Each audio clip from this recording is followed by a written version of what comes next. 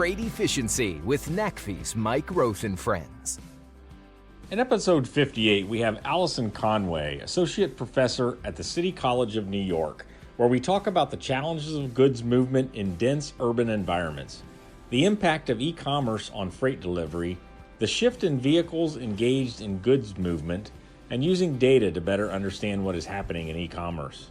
She talks about the fact that we are going to see new methods of modeling that bring together things that used to be separate, and how freight efficiency can be improved by addressing what's happening off the vehicle. Today we have joining me Alison Conway. She's an associate professor at the City College of New York. Urban freight isn't a topic I know a lot about, so I'm looking forward to learning. Maybe our audience is as well. Welcome. Thank you. Happy to be here. Urban growth and getting goods and freight to people, in their homes as well as businesses is, really, I think something that's probably been under a lot of people's radar. We just maybe don't appreciate it as much or whatever. So that's kind of what we're going to dig into. But, this is, this podcast is with me and my friends. So do you remember how we met? So I think we met when we spoke together on a panel for the National Academies talking about the future of freight. I think you were focused on, vehicle and middle mile issues. And I was there to talk about these urban and last mile topics. Yeah, that's right. And I think we've done the same on a couple other panels since. And then we had some coffee when I was in New York City. I hadn't been to the city in 10 or 15 years. And then I went like 3 times or maybe twice over the pandemic with Run on Less Electric. So, that's right. So, Alison, walk us through your career and how, you became so passionate around this topic and really are putting a lot of your time and effort to it. Sure. So initially, I started studying freight transportation back when I was in graduate school, starting my master's degree at the University of Texas. I worked with a graduate mentor, Mike Walton, who was a leading expert and engaged in all kinds of multimodal freight projects. As you might expect, when I lived in Texas, I was focusing on big freight issues, things like long combination trucks, as well as, some technology issues around things like truck road pricing on the new toll roads under construction. Then I moved to Manhattan in 2009. That's when I started here at the City College of New York. Again, probably not shockingly, I pretty quickly shifted focus into the topics that I'm, really here to talk about today, looking at the challenges that goods movement faces in dense urban areas. Things like trying to identify new city logistics solutions to try to move freight efficiently through these very dense areas with minimal impacts on the community. And looking at things like how does freight actually share space with other users, especially vulnerable users like pedestrians and cyclists. I gotta believe that transition from Texas to Manhattan could be a topic we could spend many, many minutes on. Yeah. And I do have to caveat it with I grew up in Philadelphia, so I started somewhere in between. Yeah. And you said space, and I'm sure it's not the first time this is going to come up. I mean, many terminals, in this country and really around the world. I mean, sometimes they got tons of space, right? I mean, they're planning for growth. They got lots of places to park tractors and trailers and this, that, and the other. And in other cases, there's next to none. I mean, when I recall the DHL location in Manhattan that ran Run on Less Electric, they had delivery vans on 3 different floors of the single building. So, wow, how starkly different it is. Any compare and contrast you want to do between those two experiences?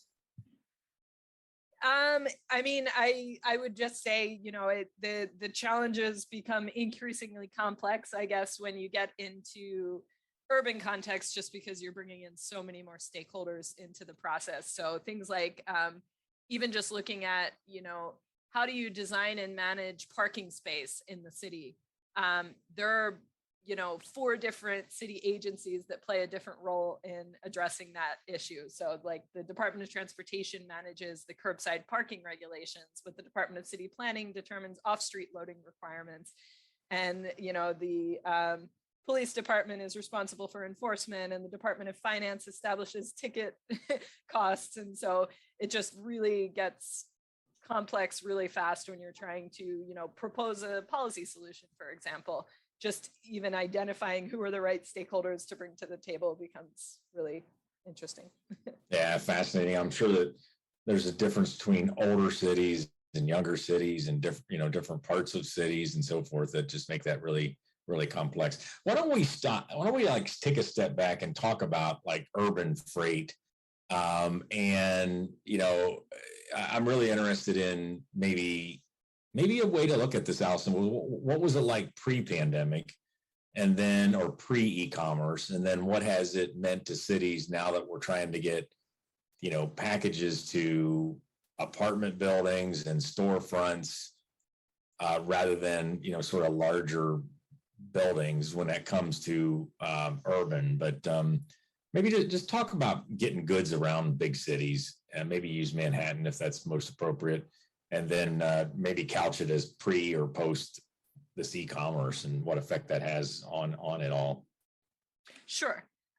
So, the general change that I would say occurred with e-commerce is that prior to e-commerce, when we're thinking about more traditional supply chains, freight was sort of separated into either specific locations or even specific periods of the day when most freight activity would happen. So again, for example, on a commercial corridor, an arterial street here in the city that has stores and restaurants, we would have space allocated for those restaurant deliveries between 7 o'clock and 10 o'clock in the morning, because that's when trucks in a part of a traditional supply chain would come to make those deliveries for the functioning of that business during the day. E-commerce had sort of upended that clear ability to kind of distinguish the locations where freight's going to be moving, or to distinguish the time of day during freight's going to be moving. Freight can really happen at all hours of the day and night to all kinds of land uses, whether they're located in residential areas or located in a commercial district or industrial area, which is where we would have previously been looking at freight. Yeah, and so what about the modes then? I mean, with respect to, I'm guessing e-commerce is delivering to more addresses, so more trucks are getting to more places with, home deliveries and the like. So how's that manifested? Sure. So, there's been a huge shift in the vehicles engaged in goods movement. Again, when you're talking about moving relatively large volumes of goods to a relatively small number of destinations, those things can move on a large or medium-sized truck, where that vehicle is clearly going to be the most efficient way of moving those goods. Now we're into, having, the other end of the extreme here is 15-minute grocery deliveries, right? We now have people at home placing online orders for groceries that will be delivered in the next 15 minutes. You don't need anything bigger than almost a standard bicycle in order to complete that delivery. So those obviously are the two extremes. Most of the e-commerce vehicles you see are somewhere in between. So box trucks that are being parked and essentially used as, in the dense areas of the city, essentially used as mobile distribution centers, where large teams of staff with hand carts come and pick up those goods from the truck and deliver them on foot. Or in a more, a slightly less dense residential area, you would see,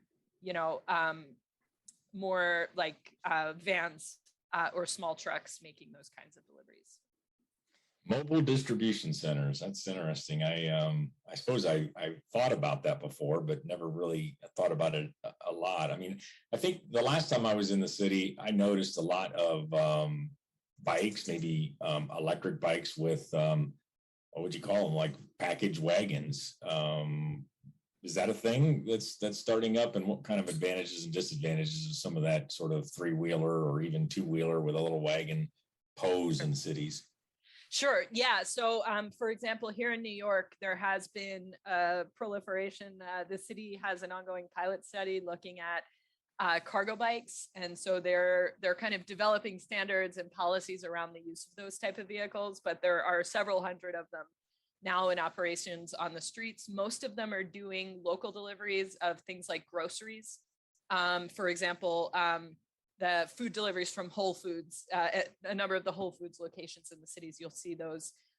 Basically, they're electric bikes towing trailers that are used to move those goods. And again, the reason those are being used in the city is they offer benefits over some more traditional freight vehicles. Those vehicles can bypass congested traffic. The parking is sort of gray area in terms of the regulations, and that's something they're working on kind of developing standards for. But often in a less dense area, you'll see a cargo bike parked on a sidewalk, which is a whole lot easier than trying to find parking in Manhattan if you're driving a large truck. So it offers some reliability benefits, even in some cases speed benefits, and they're typically much easier to park than a larger vehicle would be for making those kinds of deliveries.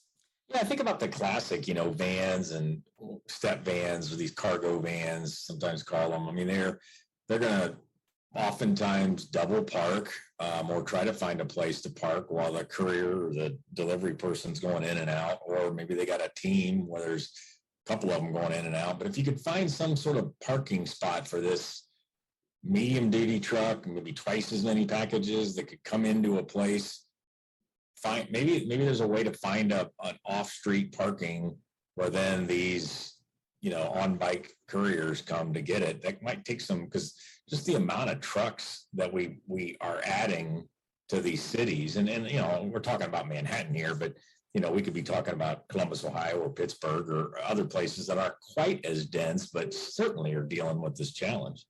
Yep. Yeah, absolutely. And I think that is where ultimately we're going to be headed with this. There are more examples of those kinds of implementations in Europe. So the Europeans have been kind of piloting those types of solutions for, close to a decade. There's a lot of interest on the part of US cities in doing so, but it's just a little bit of a different one. I think our infrastructure is not quite as constrained because our streets are newer and were designed for larger vehicles to begin with. So probably not facing quite the same extreme pressures to implement these kinds of solutions. And then just maybe less, I don't know if political will is the right term, but just sort of interest on the part of, public agencies and governments in implementing these kinds of solutions. Although I do think during COVID, as e-commerce became increasingly visible on the streets, that there has been a kind of a change in the visibility of this problem. And I imagine over the next couple of years, we're going to see a lot more piloting of those kinds of solutions. Yeah, we've been, this reminds me of some, we've been exploring what at NACFE we're kind of calling truck to truck intermodal. So just, whether it's a tractor trailer going from one dock to like an inner city dock, or a in this case, we're talking about, a mode shift from a medium duty truck maybe to a bike and trailer. The whole concept of we can't have a big truck going everywhere. It limits the optimization of that truck. And so if we can figure out how to transfer the freight or make that intermodal shift. So what are some things that are developing there? I mean, I often talk about or pontificate that intermodal shift is becoming much more effective or efficient because of technology and all sorts of things. But is that part of what you work in, or have you had some thoughts about that?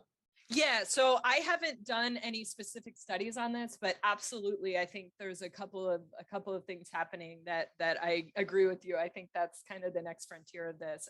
There are cargo bike operators with an interest in containerization. So essentially having modular containers that could be offloaded from a truck in an efficient way and transferred to a cargo bike. There's some examples of operators doing this already in Europe.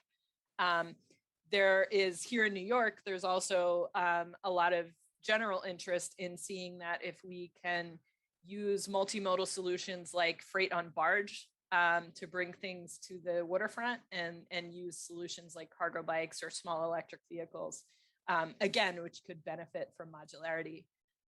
The other thing is just the visibility side, and I think that's where technology comes into play. So as I'm sure you're aware, one of the concerns and challenges with bringing in a different mode for last mile goods movement is that if you are a freight operator that values the interface that you have with your customer, or even just being able to track where your goods are between where you might hand off to a third party carrier and your customer, having that visibility through the use of just relatively common technologies like RFID tracking or different mobile solutions that would allow you to maintain visibility even if you're working with a partner, and to plan and collaborate to really achieve the benefits that you would get from using that third party. For example, you might in general not be interested in sharing information with a competitor who performs the same types of deliveries that you do. But if you can find ways to develop back-end technology systems where those deliveries could be coordinated, the term used, I think, in research is co-opetition, where you coordinate with your competitors in small areas just to achieve those efficiencies that you can't do on your own. Yeah, and it happened with cargo, maritime cargo shipping, where they came up with some standardized sizes, and that took off. So I think that whole thing's very fascinating. I remember one time working with somebody, and the idea of moving freight on barges in North America came up, and I'm like, what? I mean, that's that's 2 centuries ago. We don't need that today. But when you start to think about the amount of people we have and congestion, I mean, maybe there is definitely ideas like that can have a place in future freight movement. Yep, absolutely. So tell us about some of your projects you're working on right now. Anything that our audience might be interested in? Sure. So, I mean, most of the work I'm doing right now is focusing on, so there's kind of 2 topics we're working on. One is just trying to understand new data sources to better understand what happens in e-commerce supply chains. So right now, we really don't have very good visibility of what happens. Most of what we use in research to kind of quantify e-commerce activity is just surveys of receivers asking how many packages they receive and trying to translate that back into actual transportation activity.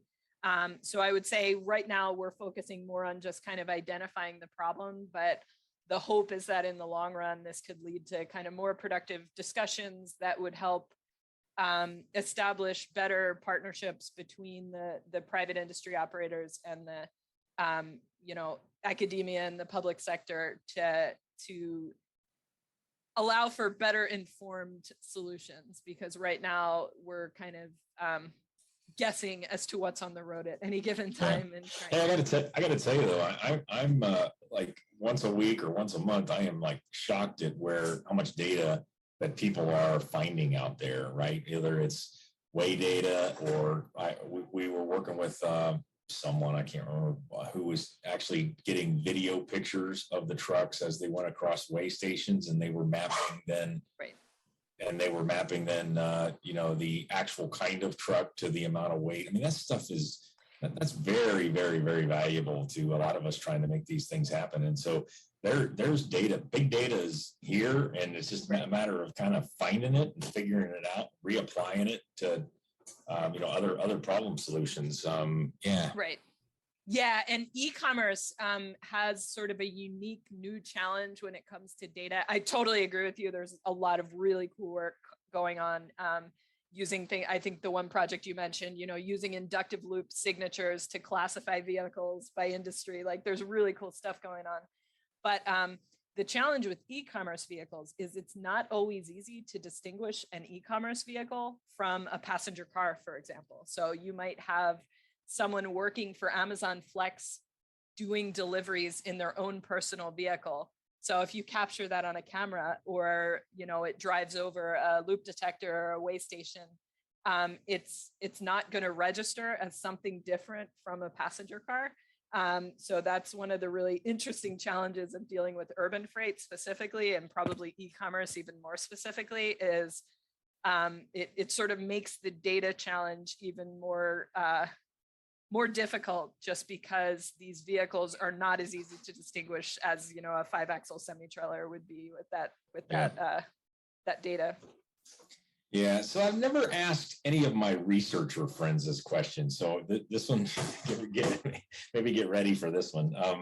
I think your researchers are looking into the future quite a lot, and actually, in many ways, of forecasting a bit. So what are a few things around urban freight that you, given the work you've done, that you're pretty sure of, that you see happening that the rest of us may not have a clue around? I mean, what think you have around urban freight that the rest of us will figure out later on? I'm going to sort of hedge on this question because I think the biggest thing about urban freight is that we don't know, like 5 minutes from now, what urban freight is going to look like.